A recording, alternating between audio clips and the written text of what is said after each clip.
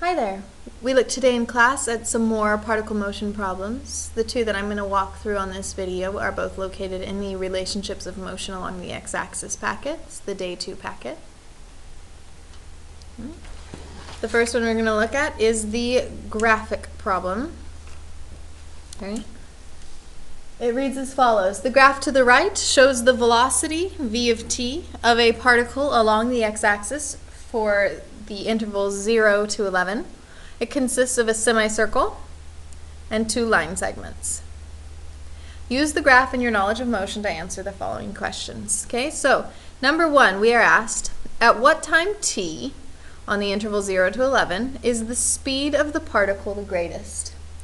Okay, and so this leads us to need the first rule in this packet here that we wrote on the front page, which defines speed as the absolute value of velocity.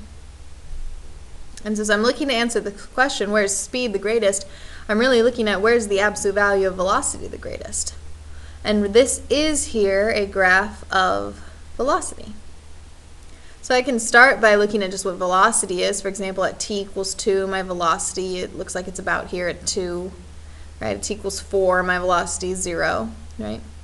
And speed is the absolute value of velocity. So 2, speed's also 2. Velocity of 0, speed is also 0. Okay, and then we see down here that our velocity becomes negative numbers, but because it's absolute value of velocity for speed, we're going to turn this into positive. So I see here that at t equals 8, my velocity is negative 6, which means my speed is the absolute value of negative 6, or 6. And 6 so far has been the biggest number I've hit. Okay, and then we're going negative 5, negative 4, negative 3, etc. 0, 1, 2. Here at t equals 11, it looks like my velocity is about 3, and so my speed would be absolute value 3, or 3. And so in this problem, the speed of the particle is the greatest at right here, t equals 8, where the speed is 6. Okay? Number 2. At which of the times t equals 2, t equals 6, or t equals 9 is the acceleration of the particle the greatest? And explain your answer. Okay? And so we're going to be looking at these 3 points, t equals 2, t equals 6, t equals 9. We're asking ourselves, where is acceleration greatest? Well, again, I'm looking at velocity here. And so my acceleration is the derivative of velocity, or the slope of velocity. And right here at t equals 2, I notice that I have a 0 sloped tangent line. And so the derivative at t equals 2 of velocity would be 0, or acceleration would be 0 here. Okay. At t equals 6, if I look here at t equals 6, I notice that I have a negative sloped tangent line. And so at t equals 6, the derivative of my velocity is negative, or the acceleration is negative. And then at t equals 9, if I look at t equals 9, the slope of my tangent line here is positive. Right? And so the derivative at t equals 9 is positive. The acceleration is positive. And so we have 0, negative, and positive. Which one's the greatest? Well, at t equals 9. Because again, since the derivative of velocity is equal to acceleration, right, then the acceleration is greatest at t equals 9. Because acceleration at 9 is positive, while acceleration at 2 is 0, and the acceleration at 6 is negative.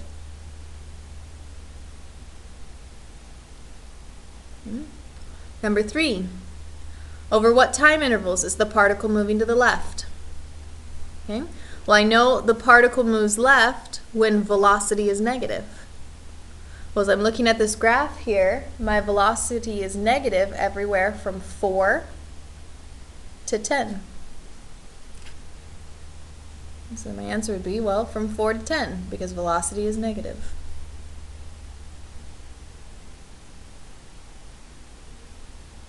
Okay, number 4. We have, over what time intervals is the speed of the particle decreasing? Explain your answer. Okay, again, this is going to require one of the relationships on the front of this packet. It's number 3 on the front of this packet, which states that our speed of our particle decreases when velocity and acceleration have opposite signs, when velocity is positive but acceleration is negative, or velocity is negative but acceleration is positive. And so that's what I'm going to be looking for. For my speed to decrease, I need velocity to be one sign and acceleration to be the other.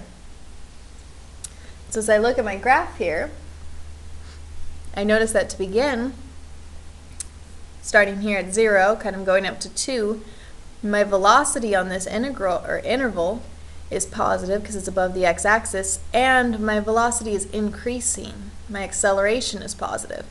And so since velocity is positive and acceleration is positive, speed is not decreasing because they are on opposite signs. Speed is actually increasing.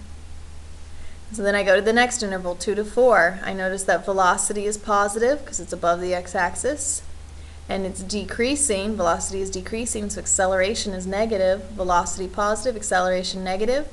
There's my first interval where speed is decreasing because velocity and acceleration have opposite signs.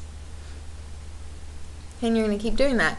4 to 8, we have a negative velocity because we're below the x-axis, and a negative acceleration because velocity is decreasing.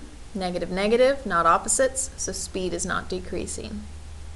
From 8 to 10, we have a negative velocity because we're below the x-axis, and a positive acceleration because velocity is increasing. Negative, positive, speed is decreasing from 8 to 10. So 2 to 4, 8 to 10. 10 to 11, speed is not decreasing because velocity is positive and velocity is increasing, so acceleration is also positive. Again, not opposite signs from 10 to 11. And so that gives me my answer for number 4. Over what time intervals? Well, from 2 to 4 and 8 to 10, because velocity is positive and acceleration is negative on 2 to 4. And velocity is negative and acceleration is positive on 8 to 10.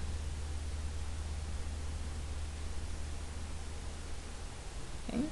Now we're on to number 5. Number 5, find the total distance traveled by the particle over the time interval. Okay, total distance. This formula, okay, is the integral from a to b of the absolute value of velocity. This is again on the front of your packet. It's number 7 on this packet. It's number 11 on the packet we did prior to this. Okay, so that's our formula for total distance. Okay, unfortunately with this particular problem we don't have a formula to put into our velocity here, right? I can't put in like t cubed minus 3t squared plus t minus 5 or something like that, right? We don't have a formula. And so this is where we're going to need to rely on what we know about integrals. Derivative is the same thing, or we use it somewhat synonymously, I should say, with slope of the tangent line. Integral we use somewhat synonymously with area. And so that's what this is asking me for. What's the area from 0 to 11 of the absolute value of velocity? Okay. Well, when I look at my graph here, I notice that I have a semicircle, a triangle, that's below the x-axis, so it should be negative, but because we're doing absolute value, it's going to be positive, and another triangle. And so all I'm going to do is use my geometry formulas to calculate those 3 areas and add them together. So semicircle is 1/2 pi r squared. My r in this case is 2. Triangle, 1/2 base times height. My base is 6. My height is also 6. Another triangle, 1/2 base times height. My base is 1. My height is 3. I'm going to find those 3 areas, add them together. And so that's what gets me then this answer here. We have our semicircle, 1/2 pi r squared. The first triangle, 1/2, 6 times 6, base times height. Notice it's not negative. Even though the first triangle is underneath the x-axis, because this is absolute value, that's going to be a positive. And then the last little bitty triangle at the end, 1/2 base times height, 3 times 1. Okay. Which brings me to number 6. Number 6, we have find the value of the integral from 0 to 11 of velocity and explain the meaning of this integral in the context of the problem. Okay, so once again, we're using what we know about integrals because 0 to 11 of velocity, I don't have a formula for that velocity, so I have to use areas from 0 to 11. And so looking up here, well, 0 to 11 is the same thing I just calculated, right? The semicircle, one triangle, and a little itty bitty triangle. Only this time, I don't have absolute value. This time, okay, it's just plain velocity, and so that negative triangle, the one under the x-axis, is going to be negative now. And so we have our 1/2 pi r squared, and then minus that 1/2 6 times 6, and then plus the little itty bitty triangle. So you're still doing the semicircle and the two triangles, but now, since there's no absolute value, that middle triangle, the one under the x-axis, is negative. Right? And so then what is this? Explain the meaning of the integral in the context of the problem. If you look on the front, this is number 5 on our relationships on the front of this packet. The integral from a to b of just plain velocity is displacement. Okay? Negative 10.2168 is the displacement of the particle from t equals 0 to t equals 11. Another way of saying this would be that the particle had moved 10.2168 units to the left of where it started at t equals 0 by t equals 11. Displacement again shows what changed between t equals 0 and t equals 11. Okay. And then last one on this page, if the initial position of the particle is x of 0 equals 2, find the position of the particle at time t equals 11. Okay, this uses the 6th relationship on the front of this packet, which is if you have a desired position and you have a given position in a given time, you can use the formula x sub a plus the integral from a to b of velocity, where x sub a again is the given position, so I'm going to put 2 there. A is the given time, so I'm going to put 0 there. And b is the desired time, so I'm going to put 11 there. And I'm going to calculate. Okay, so we have 2 plus 0 to 11 of velocity, which again, don't have a formula there to put into velocity, so we're going to do area. In this case, I've technically already calculated it, right? 0 to 11 of velocity. We calculated that in number 6, so all I'm doing is adding 2 to that negative 10.2168, and we get negative 8.2168. Okay, the final thing before we move on to the next problem, just as a reminder from Unit 4, if for some reason you needed to flip your integral, say you were looking at a graph here, and we'll go ahead and say that this right here is 3 and this right here is 8. And you needed to, for some reason, calculate the integral from 8 to 3 of velocity. Okay. Well, looking here, you can see that we have between 3 and 8 two triangles, and so we can do 1/2 base times height plus 1/2 base times height, and then this would be negative because it's below the x-axis. However, because this integral is upside down, we do need to reorient it. We need to flip it to be 3 to 8.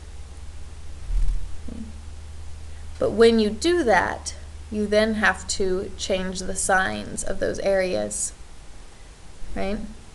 You have to multiply the whole thing by a negative. So when you do this triangle plus this triangle, you're then going to multiply it by a negative, because that's how we can reorient the integral.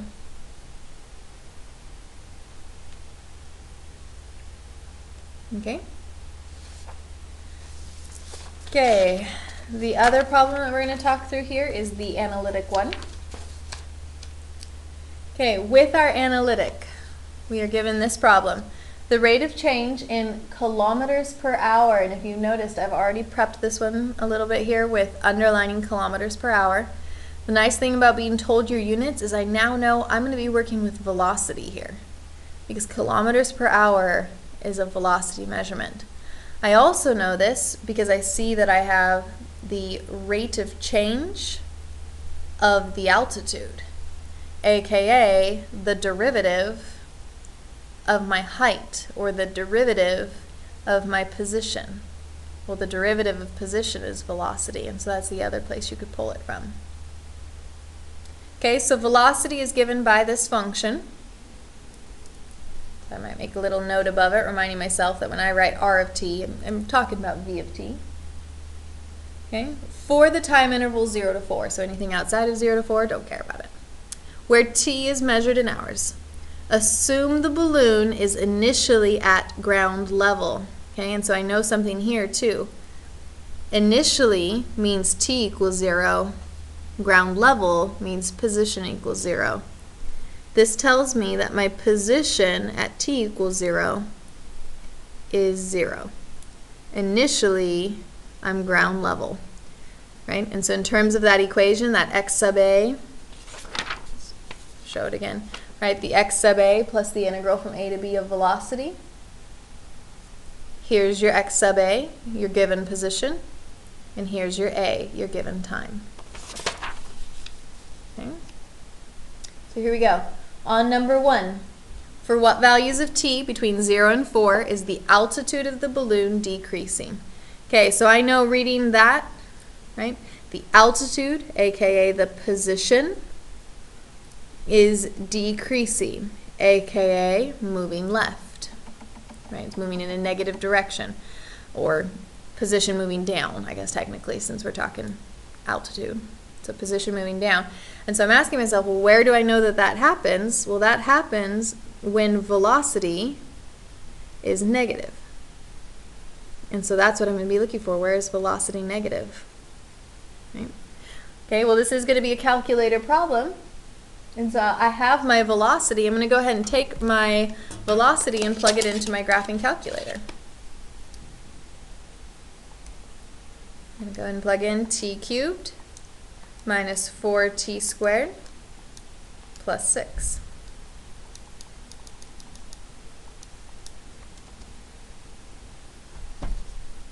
Okay, there's my velocity. And then I'm going to go ahead and change my window before I graph it, because I know I only care about what happens between 0 and 4. And so I'm going to go ahead and go to my window and change my window from 0 to 4. And I'll graph that.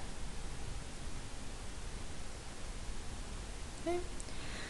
And I'm not missing a lot of my function, but I do notice that I'm missing some here, so I'm going to go ahead and expand that window a little bit. I like to see the entirety of my picture. I feel like this gives me a full picture of what happens between 0 and 4. Okay?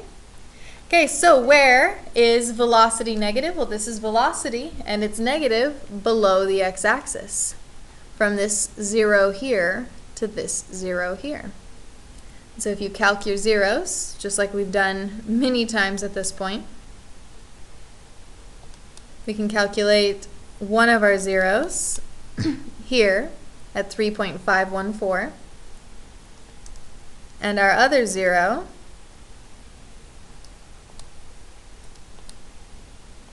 here at 1.571.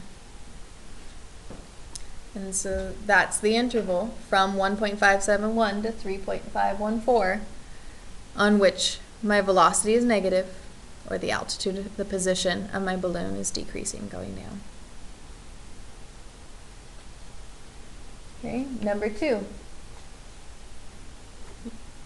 Find the value of r prime of t, r prime of 2, and explain the meaning of the answer in the context of the problem. Indicate units of measure. Okay, well, here's r of t, and so those first two steps, this goes all the way back to unit 2. We've done a ton of these. We're going to go ahead and take the derivative and then plug in 2. Okay, so if you do that, we have the derivative, okay, which is 3t squared minus 8t, and then when you plug in 2, you get negative 4. Okay, and then we are going to explain the meaning of the answer in the context of the problem, indicating units of measure. Well, the meaning, r prime, the derivative of r, remember, r of t is velocity. The derivative of r, the derivative of velocity, is acceleration. And so -4 is the acceleration of my particle at t equals 2. And the fact that it's acceleration helps me with my units of measure, because acceleration then would be kilometers per hour squared. The hot air balloon's acceleration at t equals 2 hours is -4 kilometers per hour squared. That's what r prime of 2 is. The derivative of r, or the derivative of velocity, is acceleration. Okay, a few more here. Number 3, we have what is the altitude of the balloon when it is closest to the ground during the interval 2 to 4. So I'm going to go ahead and go back to my graph here, because I need to see, well, I want to find altitude first of all, so I know that I'm using this function. And I know that my x sub a is going to be the 0, the given position, and a is going to be 0, the given time. So the question is, what's my desired time? Well, for that I need to know, when is it closest to the ground? Okay. Well, looking at my graph here, I see that my balloon starts at ground level. Remember, we were told that it goes up, up, up, up, up, up, up, up, up, up, up, up, up, because the velocity is positive. And then right here, it goes down, down, down, down, down, down, down, down, down, down, down, down, down, down, down. And then right here, the balloon starts to go up, up, up, up, up, up again, because velocity is again positive. Right, and so we can see that our balloon is lowest. Well, first of all, it's lowest at ground level, but that's definitely outside of my interval here. It's lowest then at this point. After my balloon has gone up for a period of time, and then gone down for a period of time, and then turns around and goes back up again. That's my lowest point, that's 0, which we calculated in our prior problem was 3.51414. That's going to be my b.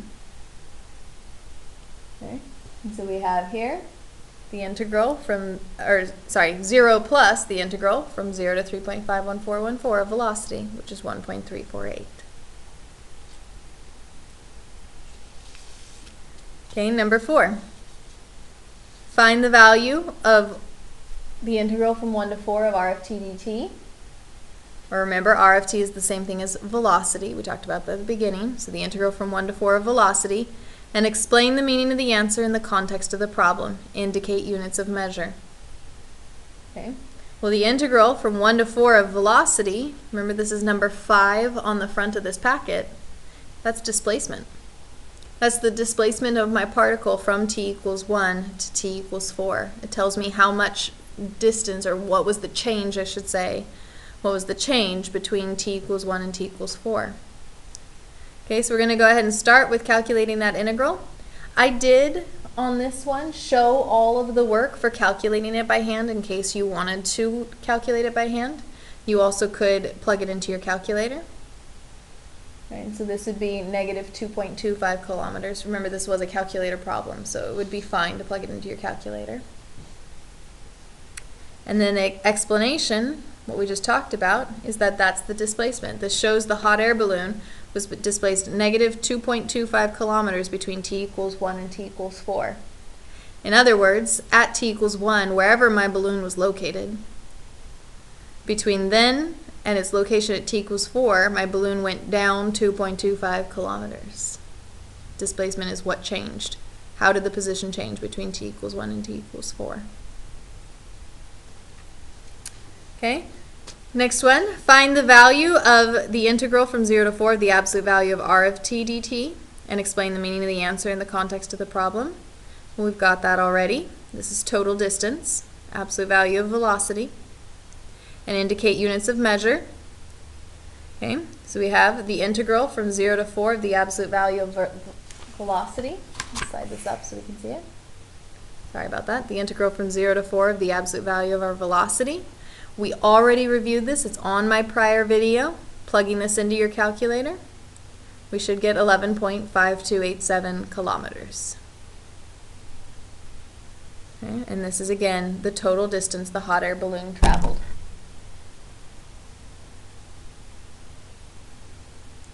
Okay, and then last one here. What is the maximum altitude of the balloon during the time interval 0 to 4? Again, anytime you want a position, here's your formula. Again, x sub a is the given position, which is 0, plus the given time, which is 0, to the desired time, which is b. So I need to figure out, well, what is that desired time? Where am I at a maximum altitude? Okay, well, let's take a look here. My balloon, again, goes up, up, up, up, up, up, up, up, up, up, up, down, down, down, down, down, down, down, down, down. Oops. And then up again. But when you look at this little area covered here, so my balloon did go up, but it didn't go up for a very long period of time, especially in comparison to how far down it went. Look at that area. So when my balloon went up, this is the highest point that it reached on this interval. Because after that, it went down for a good chunk of area before going up again for only a little bit. And so even though this went up, it didn't quite reach enough to compensate for all of this down, all of this negative movement. And that 0, we calculated it in number 1, is 1.57199. And so we have our x sub a plus our integral from a to b of velocity, which is 5.77909 kilometers.